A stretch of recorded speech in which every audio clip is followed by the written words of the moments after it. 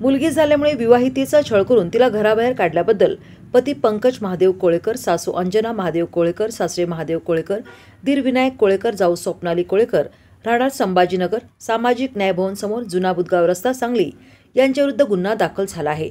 विवाहिता सोनाली कोळेकर व 21 हिने याबाबत शहर पोलीस ठाण्यात फिर्याद दिली आहे। पोलिसांनी दिलेली माहिती अशी की सोनाली कोळेकर हिचा एप्रिल 2022 मध्ये पंकज याच्याशी विवाह झाला। विवाहानंतर त्यांना जान्हवी नावाची मुलगी झाली। लग्नानंतर सोनाली हिचा सासरी छळ सुरू होता। किरकोळ कारणावरून पती सासू मारहाण करीत होते।